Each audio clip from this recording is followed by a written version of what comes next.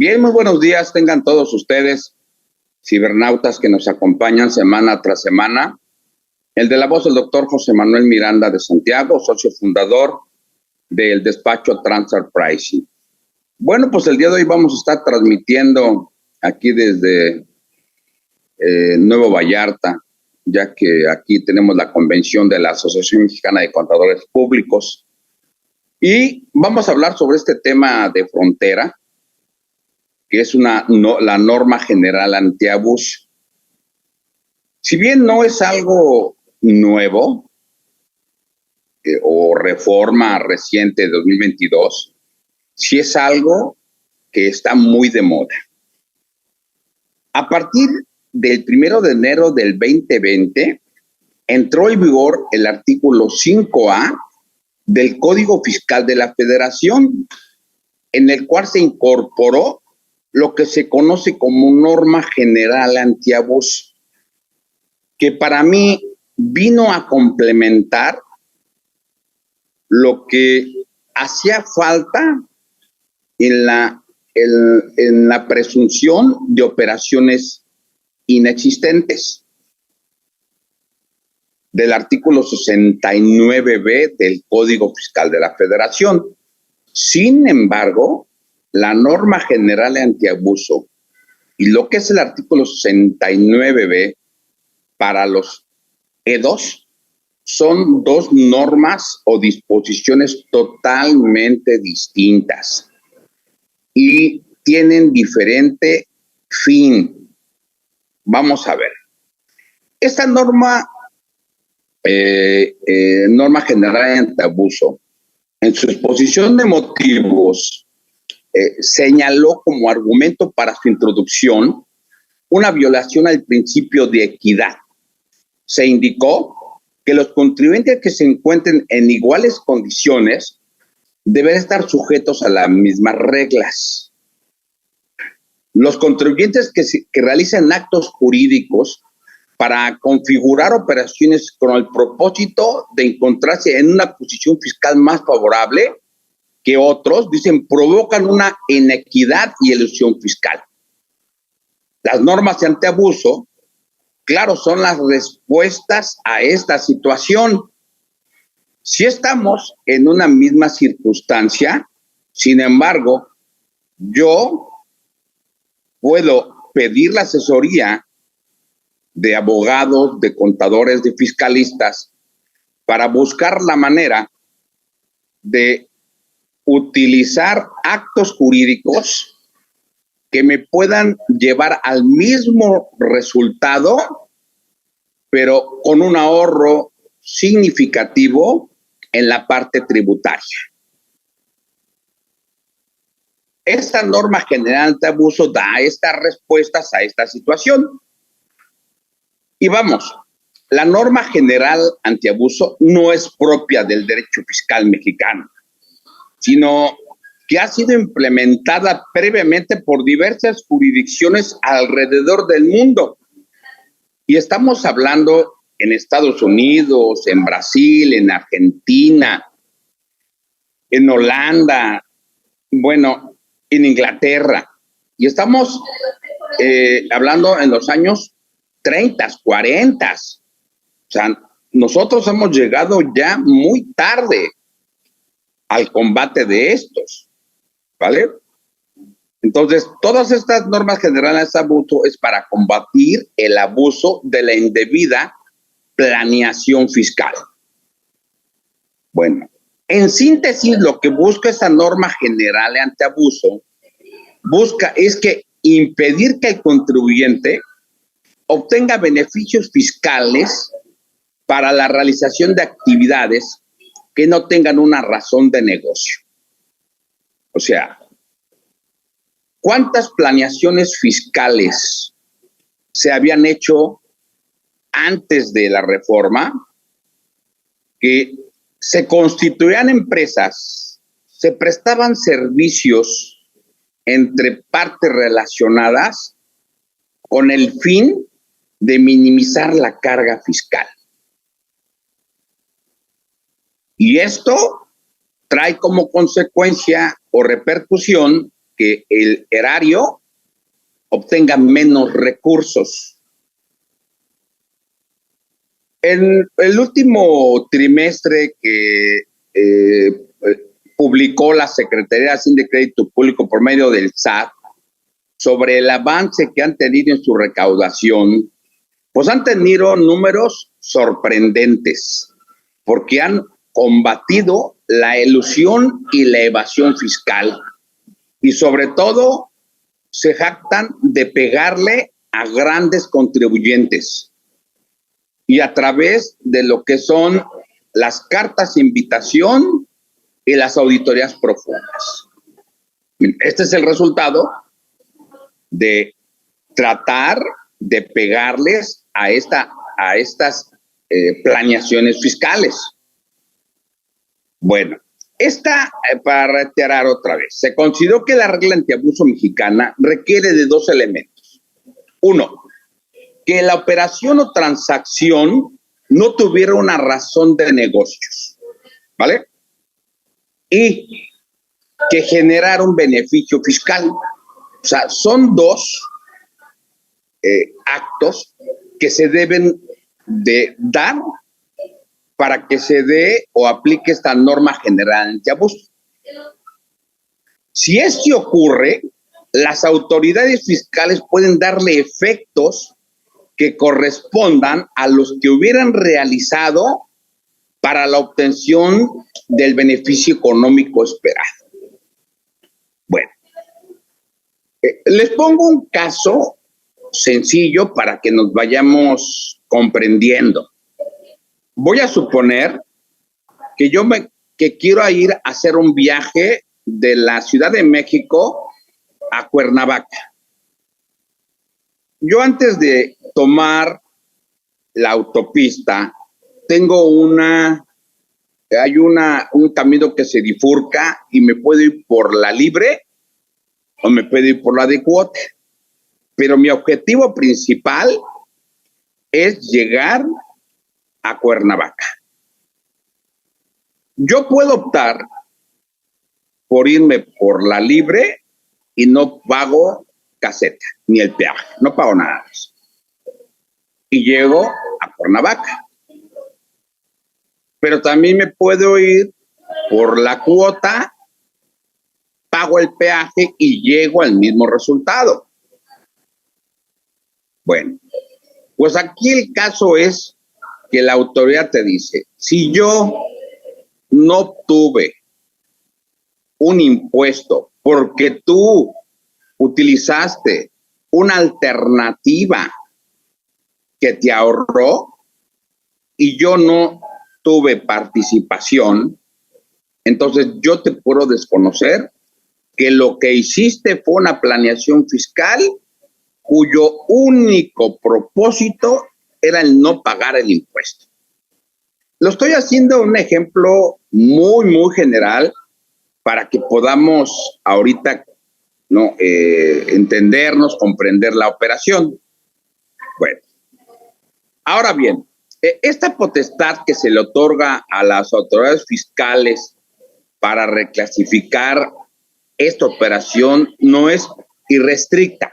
O sea, si la operación que tú hiciste para mi autoridad es una norma general antiabuso, entonces yo puedo reclasificar la operación. Si se trata de operaciones entre partes relacionadas, existe el artículo 42B que te dice que la autoridad puede recaracterizar la operación. Y esto fue a partir de 2022. Entonces aquí están mis primeros considerandos. Oye, ¿y qué antes se podía recaracterizar la operación?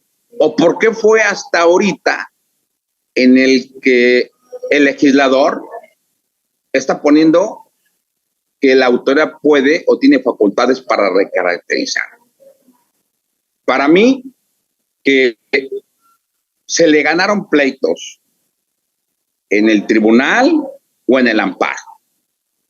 Y ahorita lo que están haciendo simplemente es parchar lo que les habían ganado en los tribunales. porque no le veo otra forma. Muchos dirán, es que tenían facultades, más que lo demuestren. Y como no lo demostraron, entonces surge este artículo 42B sobre que la autoridad podrá tener una recaracterización de la operación. Y dice que solo se puede ejercer esta atribución en el ejercicio de las facultades de comprobación. O sea, no por carta de invitación, ¿vale? No por una corrección de tu declaración, ni tampoco por revisión del dictamen, nada. Ni por hacer un estudio de precios de transferencia, no, en la revisión de papeles de trabajo, no. Tiene que ser por ejercer unas facultades que tiene la autoridad para comprobar. Claro, mira, el 42 te dice que son facultades para determinar o comprobar el correcto cumplimiento de las obligaciones fiscales. Y tiene distintas facultades de comprobación. Pero, por ejemplo, en la revisión del dictamen, o sea, ¿cómo voy a empezar a determinar o en la revisión del dictamen poder llegar a determinar que hubo una operación o planeación fiscal? Yo tendré que ejercer una visita directa o una revisión electrónica, ¿vale? Para yo comprender y no se me vaya a caer el asunto. Bueno, además de estos hechos, debe darse a conocer al contribuyente en la última acta parcial previo sometimiento a un órgano colegiado. Ok. Entonces, quiere decir que sí debe haber un acta parcial y entonces debe de haber una visita domiciliaria o una revisión de gabinete o debe ser una revisión electrónica. Y que si además sí se da esta reclasificación de la operación, el SAT no es el único que va a poderla reclasificar, sino lo va a poder poner por un órgano colegiado que otorgue a su anuencia para que se le aplique. Nada más que aquí está de que se la va a tornar, la van a tener que hacer entre las mismas autoridades, contra la Secretaría de Hacienda y Crédito Público y el SAT. O sea, como que es juez y parte, ¿no? Para mí son juez y parte, pero bueno, es algo que dice así. Bueno, por lo que se refiere al primero de los requisitos, es decir, a la razón de negocios, debemos indicar que no existe una definición que califique como tal. Sin embargo, en la jerga financiera se entiende como el motivo para realizar un acto al cual se tiene derecho relacionado con una operación lucrativa y encaminado a obtener una utilidad, ¿vale? Esto es una razón de negocios. Yo le pudiera llamar hasta una razón corporativa. Esta es la razón de negocios. Se presume que cuando no exista, o sea, cuando no exista esto de razón de negocios, o sea, cuando no exista el beneficio económico cuantificado esperado sea menor al beneficio fiscal y el beneficio económico razonablemente esperado puede alcanzarse a través de menos actos jurídicos. Vean ustedes un trabalenguas, como lo dice. La razón de negocio se presume que no existe. O sea, se presume que no existe razón de negocios cuando el beneficio económico cuantificable esperado sea menor al beneficio fiscal.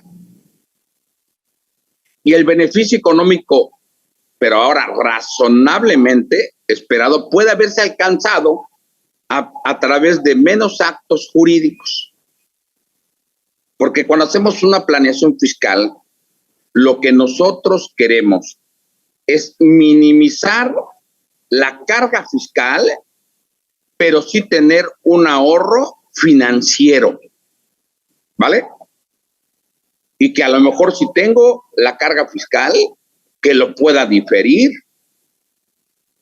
Por ejemplo, si un contribuyente tiene diversas opciones para realizar un negocio y elige aquella que implique el menor pago de impuestos, sin que a criterio de la autoridad exista una razón de negocios que justifique tal decisión, con base en la norma general antiabuso, la autoridad fiscal podrá, mediante el ejercicio de sus facultades de comprobación, reclasificar la operación y, en consecuencia, darle otra naturaleza jurídica y requerir el pago de impuestos que resultaría de la operación, que en su caso resulte más razonable desde un punto de vista fiscal.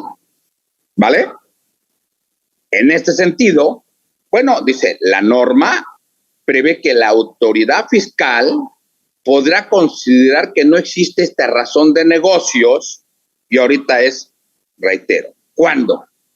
El beneficio económico cuantificable razonablemente esperado sea menor al beneficio fiscal. Y cuando el beneficio económico cuantificable razonablemente esperado pueda alcanzarse a través de realización de un número menor de actos jurídicos y el efecto fiscal fuera más gravoso. ¿Vale? Y nos dice que para estos efectos se considera como beneficio fiscal cualquier reducción, eliminación, diferimiento temporal de una contribución, sea producto de una deducción, exención, no reconocimiento de ingreso, etcétera.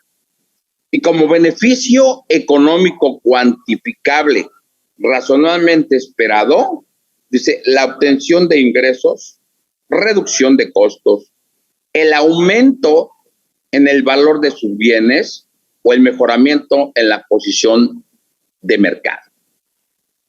Hay diversas formas de poderse materializar este último concepto. ¿Cuántas veces no han escuchado ustedes que hay revaloración de activos o la creación de un intangible?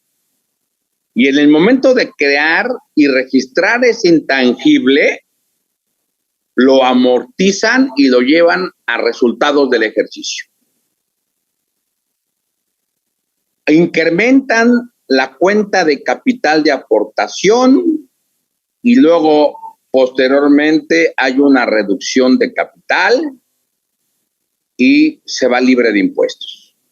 Todo esto se viene haciendo desde hace muchos años. Y los legisladores vinieron consistiendo o estando de acuerdo con estas planeaciones fiscales. Desde su curul, ellos decían que no había problema, la planeación fiscal en nuestro país estaba permitida y se le llamaba elusión fiscal. Esta elusión fiscal es utilizar las figuras jurídicas, las lagunas existentes en las disposiciones con el fin de minimizar la carga fiscal. ¿Pero qué pasó? Bueno, es que después de que AMLO tuvo a bien entrar al poder, bueno, y le digo, no soy chairo,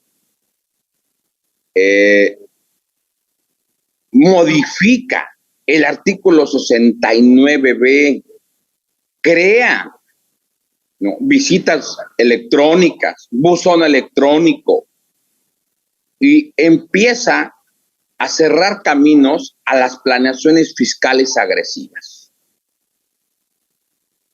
México, como ustedes saben, como miembro de la OCDE, desde el 18 de mayo de 1994, México se incorpora a este club de países ricos. Y en este club de países ricos hay lineamientos para la protección de la planeación, la evasión y la elusión fiscal. Entre estas medidas tenemos las guías de precios de transferencia para grupos multinacionales y para las administraciones tributarias. Las 15 acciones BEPS que tienen como fin evitar la elusión y la evasión fiscal. Lo que son GAFI y sus 40 recomendaciones también vienen de la OCDE.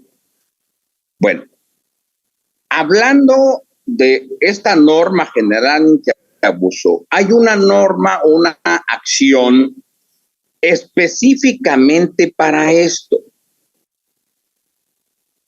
Esto no es algo nuevo. En materia de precios de transferencia, lo primero que nosotros revisamos son las guías. Y lo que nos indica es que partimos de operaciones realmente realizadas, ¿vale? Materialmente realizadas. Y que tengan una razón de negocio, ¿vale? O sea, desde 1995, desde el 97 se crea la legislación de precios de transferencia y paraísos fiscales en nuestro país. Y desde aquel tiempo nos hacen el reenvío a las guías de la OCDE emitidas desde 1995 o aquellas que las sustituyan, siempre y cuando estén acordes o sean congruentes con las leyes o disposiciones mexicanas. Bueno, regresándome un poquito y diciendo que a nivel internacional, esta cláusula ha sido denominada como regla general antiabuso por sus siglas en inglés, así como GAAR, usada generalmente para combatir maniobras abusivas y se distingue de la regla específica anti-elusión fiscal. O sea, hay una regla específica anti-elusión y se llama SAR, S-A-A-R, y la otra es GAR, G-A-A, o sea, regla general, y la otra es regla específica, que aplican por un estado específico respecto de un impuesto en concreto. El principio de la doctrina o cláusula general anti-elusión o anti-abuso ha recibido muchos nombres según su clase o variante aplicada en cada país. Dice, el principio se conoce como el principio de la realidad económica, de la interpretación económica, de la legitimidad del negocio, la doctrina de la sustancia económica, la simulación de actos múltiples, el fraude de la ley, abuso de las formas jurídicas, abuso de la ley, teoría del nuevo realismo, teoría de los motivos económicos válidos y etcétera. O sea, ¿por qué han variado o por qué son tan variantes? ¿O por qué los estoy citando? Porque así están en múltiples países utilizando el derecho comparado. El legislador mexicano, pues como he venido comentando, ha incorporado en la materia fiscal este test de razón de negocios, incluyendo como un elemento la cláusula general antiabuso y regulada en el artículo 5A del Código Fiscal de la Federación.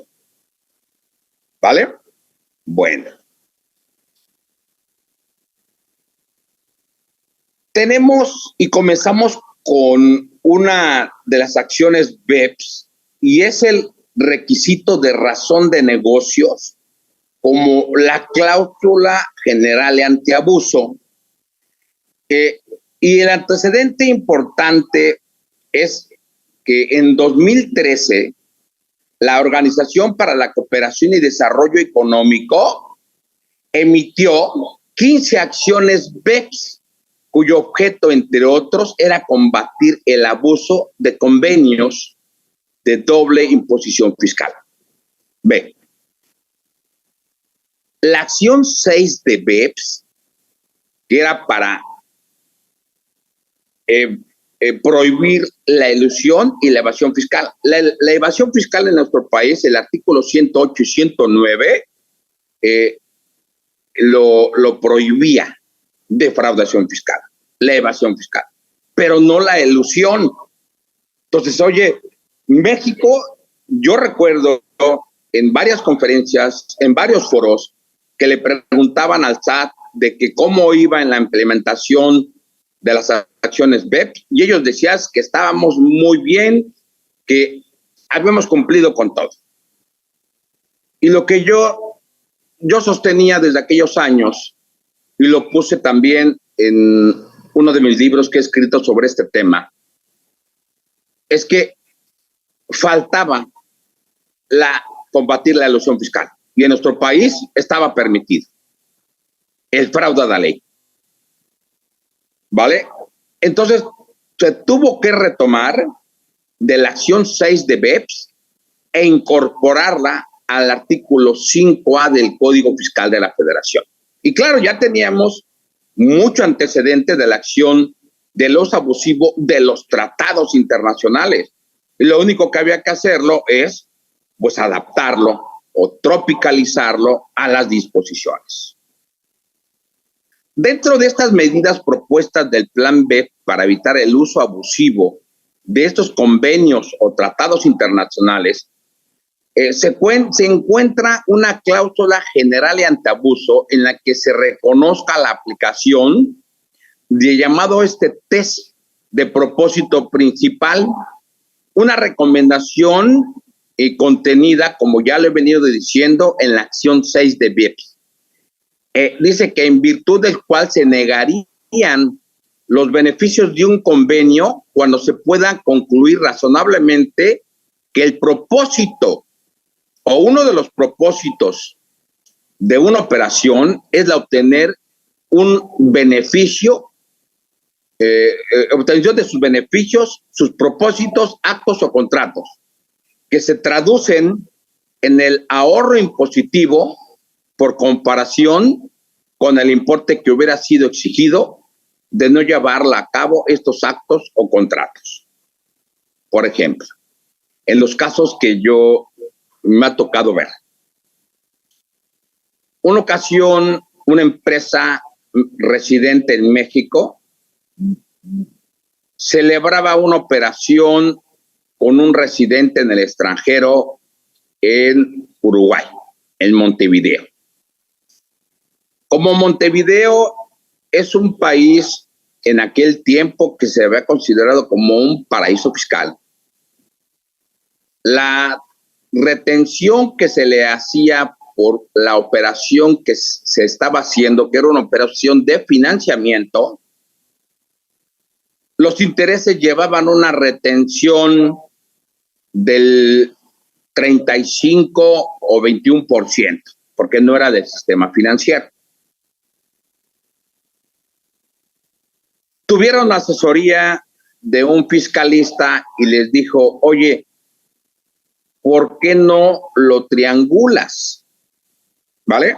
Dado que Estados Unidos tiene un tratado con México que se estaba firmando, porque fue uno de los primeros tratados que firmó México desde los años 90, el de Estados Unidos.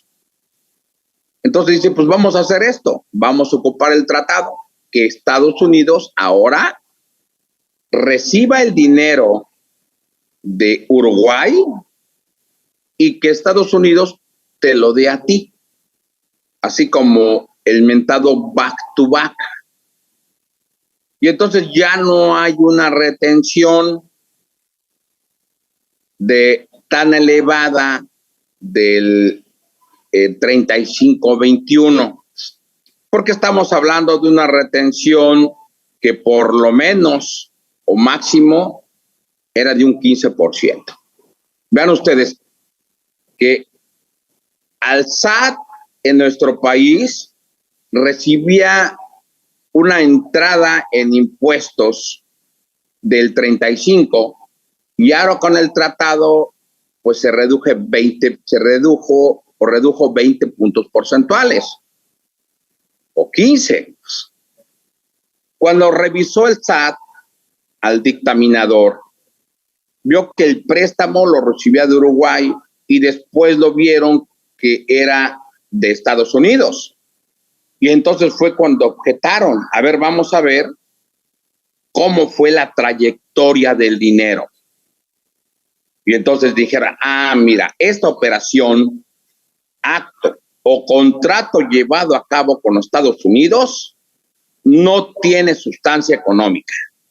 Solo lo que hiciste fue para minimizar la carga fiscal, porque el dinero a México llegó igual, pero lo único que hiciste fue utilizar un acto, un contrato, utilizando una figura de planeación fiscal agresiva. Vean ustedes que esta planeación fiscal se había asimilado a la elusión fiscal.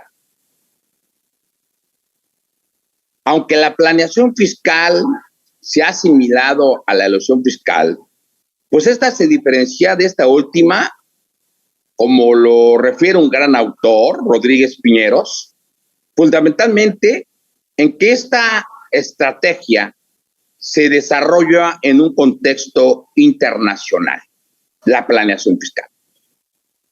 Mientras que la elusión fiscal, en un sentido estricto, se refiere en el aprovechamiento de las inconsistencias de las disposiciones internas en un Estado y que tiene un elemento o encuentro como punto común en ambas figuras, el aprovechamiento de las lagunas existentes. Yo lo podía haber hecho, yo podía haber hecho o lo venía haciendo año con año y no tenía ningún problema. Para mí desde el 2021 hacia atrás, pero ahora ya te dicen, espérame, ya está la cláusula antiabuso. Entonces ya no te lo permito, pero estaban en los tratados internacionales. Que un tratado no puede aplicarse si el único beneficio era la elusión y la evasión fiscal, porque era uno de sus propósitos. No nada más evitar la doble tributación, sino también combatir la evasión y la elusión fiscal.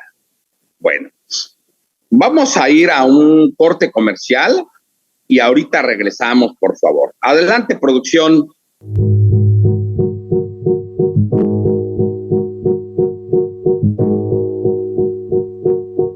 Saludos, soy Hipólito Romero y tengo el agrado de conducir Mundo Laboral MX aquí en IMEFI TV y sirve el presente para invitarlos a todos ustedes a nuestro tradicional evento de cada año, Reformas Fiscales 2023, que vamos a tener próximamente, en el cual en materia laboral hablaremos de los aspectos de fiscalización.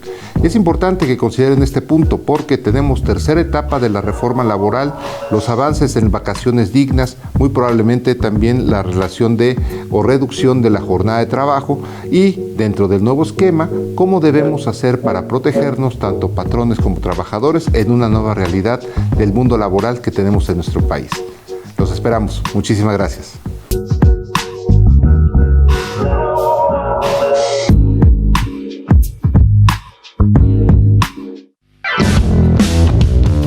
Queridos amigos y colegas, es un placer saludarles y en esta ocasión los quiero invitar al curso que tendremos y que estaremos impartiendo en este mes de octubre denominado Cruces y Conciliación de CFDI por invitaciones del SAT. Recordemos que el pan nuestro de cada día están siendo estas invitaciones del SAT que a un inicio nos ponían a temblar y que hoy en día nos ponen a trabajar. Veremos en qué consiste este dichoso programa de vigilancia profunda, que en este sí tendríamos que ponernos a temblar, y cuál es la diferencia entre una invitación, un requerimiento o vigilancia profunda, cómo atenderlos y por supuesto cómo evitar estos dolores de cabeza, porque se pueden evitar a través de la correcta emisión de los CFDIs. Así es que yo los espero este mes, no se lo pierdan. ¿Ya cumpliste con los puntos ante el IMSS? Esa es tu oportunidad. IMEFI te invita a que te inscribas y participes en su curso Obligaciones Materia de Seguridad Social. No te pierdas esta gran oportunidad de mantenerte actualizado en temas como informativas de contrato de subcontratación laboral, reformas a las reglas para el otorgamiento de créditos Infonavit, nuevos lineamientos para delegaciones regionales del Infonavit, cambios a la opinión de cumplimiento 32D del IMSS, entre otros temas. Aparta tu lugar y capacítate con nuestros mejores especialistas en el tema solo en IMEFI. Para mayor información, contáctanos a través de nuestro número telefónico 5581 54 74 37 o al correo cursos@imefi.com.mx. Bien, regresamos con ustedes nuevamente a los cibernautas que nos acompañan. Les envío un cordial saludo desde aquí en Nuevo Vallarta, en donde estamos transmitiendo, pues debido a que hoy nos toca asistir a la convención anual que hace la Asociación Mexicana de Contadores Públicos de la Ciudad de México, y en el que pues hoy voy a ser el postulante a la presidencia del nuevo Consejo Directivo. Y desde aquí le mando mis condolencias a la familia del doctor Sergio Osorio, que fue asociado muy querido en la Asociación Mexicana de Contadores Públicos y que falleció el 15 de este mes. Le mandamos un abrazo a sus familiares y que pronto llegue la resignación y que Dios lo reciba en su gloria a nuestro amigo José Osorio, que fue una de las personas a las cuales yo compartí en algunos foros o algunos cursos con él. Le mandamos un abrazo a su familia. Bueno, seguimos sobre la cláusula anti-elusión. Voy a referirme a un país en el cual se tiene ya un camino muy trascendido, muy trascendido. Yo lo encontré en una operación que se hizo con Estados Unidos y la hizo con Argentina, en donde Estados Unidos le cobraba una regalía a Argentina y era una regalía bastante elevada, bastante elevada.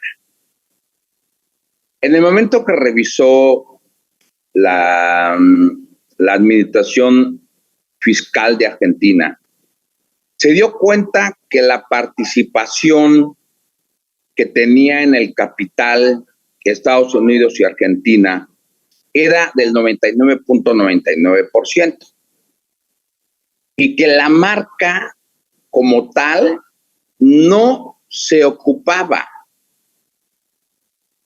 que se estaba pagando regalías por el uso de marca y que además estaba pagando publicidad. En términos y sintetizando, lo que hizo la administración fiscal fue recaracterizar la operación, y estoy hablando de los años 50, creo 50 o 40, porque lo encontré en un libro que se llama Litigios Fiscales en Materia de Precios de Transferencia, cuando asistí al Congreso Iberoamericano de la Suprema Corte de Justicia de la Nación. Y ahí encontré este libro, y aparte también bien caro, y verá, ahí fue donde encontré la primera vez esta operación documentada, en donde la autoridad echó para atrás el pago de regalías y lo recaracterizó por dividendo. Nosotros le llamamos dividendo ficto. Entonces vean cómo a través de esta cláusula antiabuso recaracterizan la operación y te dicen lo que tú debiste haber hecho fue el pago de dividendos y pagar el impuesto sobre la renta. Lo que tú estás haciendo es disfrazar la operación, llevarte el dinero vía regalías, llevarte el dinero vía préstamos, llevar el dinero vía ganancias de capital, cuando en realidad es dividendo ficto. Entonces, estas prácticas a nivel internacional, y me refiero en Estados Unidos, pues yo doy la materia de fiscalidad en los Estados Unidos en la división de posgrado de la UNAM. Entonces he explorado mucho este tema. Y entonces en Estados Unidos se le conoce como puertos seguros. Dice, la disposición, o sea, de la doctrina de sustancia económica no pretende modificar el tratamiento fiscal de ciertas operaciones comerciales considerados como puertos seguros, que conforme a la práctica fiscal judicial y administrativa, se aceptan porque constituyen la elección entre alternativas económicas que se basan en gran medida o en su totalidad en las ventajas comparativas de impuestos. Entre estas operaciones que se conocen como puertos seguros, miren, encontramos uno, la elección de capitalizar una empresa comercial con una deuda o capital. Yo voy a crear una empresa, le inyecto 25,000 pesos a una sociedad anónima aquí y le hago préstamos, la endeudo y genero intereses. Ya sea sí, que la crea en México o ya sea que la crea, yo la crea en Estados Unidos, una S o una LG, lo que quieran, triple E, lo que sea. La endeudo. Y entonces empiezo a sacar el dinero vía intereses y tiene una retención menor. Y si aplico tratado, más todavía. Entonces, lo que tú debiste haber hecho fue, en lugar de préstamos, aporte de capital. La otra, la elección de una persona estadounidense entre utilizar una corporación extranjera o una corporación nacional para realizar una inversión foránea. Voy a poner algún ejemplo a ver si me la cachan rápido. Un extranjero viene a invertir en México y le damos dos opciones. Tú puedes crear una sociedad en los términos de la ley de sociedades mercantiles, código civil, o puedes crearlo a través de un establecimiento permanente. Si tú creas a través del establecimiento permanente, tienes derecho a los gastos pro rata. Y no tenemos ningún problema, ¿eh? Pero si tú la creas como una sociedad anónima, pues ahí los gastos a prorrata son no deducibles. O si son deducibles, de acuerdo a reglas misceláneas, debes de cumplir, bastantes requisitos, porque en alguna ocasión una empresa se fue al amparo y ganó. Lo único que tenía que hacer es cumplir con el estudio de precios de transferencia para que comprobara que las operaciones habían sido a valor de mercado. De ahí la autoridad, miren nada más, sacó su regla miscelánea en el que dice, si el contribuyente tiene la osadía de querer deducir gastos a prorrata, pues entonces me debe de cumplir 50 requisitos. Entonces la cosa ya no estuvo tan sencilla. Bueno, otra. La opción de entrar en una transacción o una serie de transacciones que constituyan una organización corporativa o la reorganización bajo el capítulo C de la regla 482. La elección de utilizar una entidad relacionada en una transacción es permitida siempre que se cumpla con el estándar de plena competencia en esta sección 482 y de otros capítulos. Y cabe destacar que estas 4 puertos seguros brindan a los contribuyentes la capacidad de evitar o diferir los impuestos en Estados Unidos.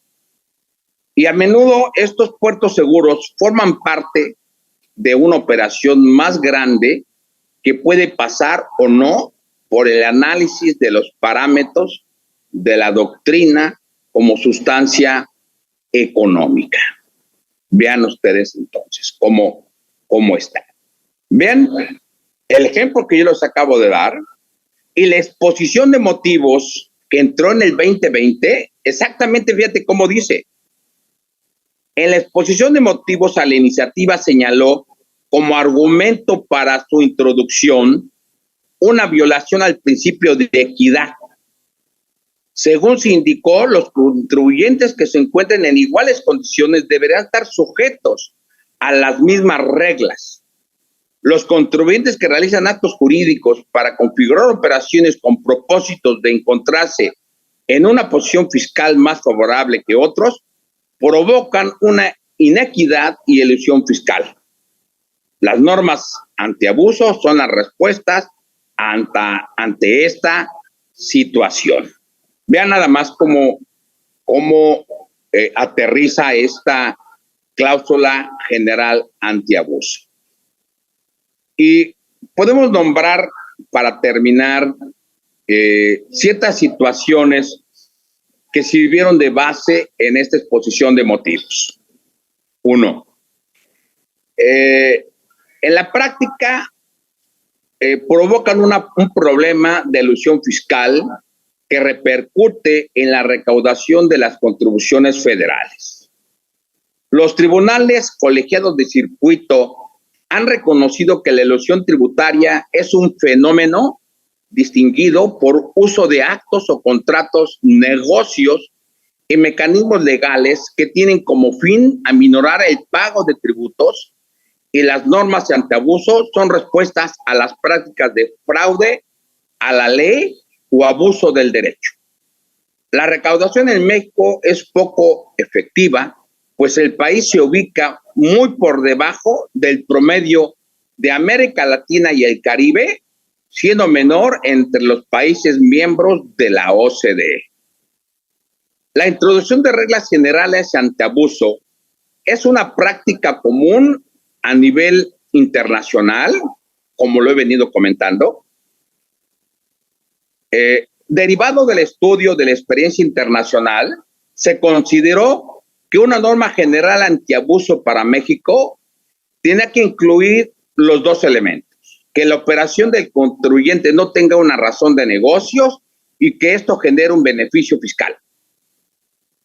La iniciativa también prevé que en el ejercicio de sus facultades de comprobación, las autoridades fiscales puedan presumir que los actos jurídicos realizados por los contribuyentes carecen de una razón de negocios con base en los hechos y circunstancias del mismo. Para salvaguardar el derecho de audiencia, los contribuyentes y evitar cualquier tipo de arbitrariedad, la autoridad no podrá determinar un crédito fiscal derivado de la caracterización o la insistencia de tales efectos fiscales de los actos jurídicos realizados por los contribuyentes sin darle la oportunidad de manifestar lo a que su derecho convenga. Y los tribunales colegiados de circuito han reconocido la validez de las reglas antiabuso específicas, ya que contienen en la legislación fiscal, además de que se ha declarado que las ficciones legales en materia tributaria creadas por el legislador como política pública para evitar la elusión y la evasión fiscal, dice, gozan de presunción de legalidad. Vean ustedes cómo a lo largo de todo ello, pues también ya la Corte se ha pronunciado. Dice, Cabe destacar que la Suprema Corte de Justicia de la Nación dice, en nuestro sistema jurídico, dice, los actos jurídicos indeterminados establecidos por nuestra legislación están de buena fe. Fuerza mayor, caso fortuito, negligencia, estrictamente indispensables, interés fiscal y precios de mercado, entre otros. Es importante señalar que la expresión de razón de negocios no es nueva en el ámbito fiscal. Y esto se ha reconocido por el Tribunal Federal de Justicia Administrativo, mismo que también ha señalado que la autoridad puede presumir que no existe una razón de negocios y que la carga de la prueba recae en el contribuyente. Y finalmente, pues la propuesta prevé que la base para la aplicación de esta regla general antiabuso será, además de la obtención de un beneficio fiscal por parte del contribuyente, considerando como tal cualquier reducción o eliminación o diferimiento temporal de una contribución. Pues vean ustedes que ya si nosotros queremos hacer de una estrategia fiscal, tenemos que revisar dos puntos. Que también haya un pago de un tributo, que no nada más tenga la realización de un fin económico, que la operación sea realmente realizada, que tenga sustancia económica. Y la otra, la materialidad, que es otro tema. La materialidad es que sinceramente se haya realizado y tengas elementos de prueba para llevarlo a cabo, no solamente contables. O sea, ya se ha pronunciado la Suprema Corte que no basta con simplemente aplicar las normas de información financiera. Sí, el contador las aplica de acuerdo a las NIP A1, 2, 3, 4, 5, correcto, a estas postulados. Sin embargo, debe de comprobarlo o acreditarlo en una revisión, ¿vale? Elementos de prueba para demostrar que realmente fueron realizados. Pues bueno, pues llegamos al fin de nuestro programa. Los esperamos ver el próximo jueves en esta transmisión y le damos las gracias a todo el equipo de producción que hace posible llegar hasta sus hogares, a sus trabajos, este programa Entre Leyes. Me despido dándoles un saludo a todos, a la gente de posgrado que nos ve, a los de la licenciatura en la Facultad de Contaduría, a la Escuela Bancaria y Comercial, a la Escuela de las Américas, América Puebla, y también ya lo comenté, a la División de Posgrado de la UNAM. Muchísimas gracias, Dios los bendice y hasta la próxima.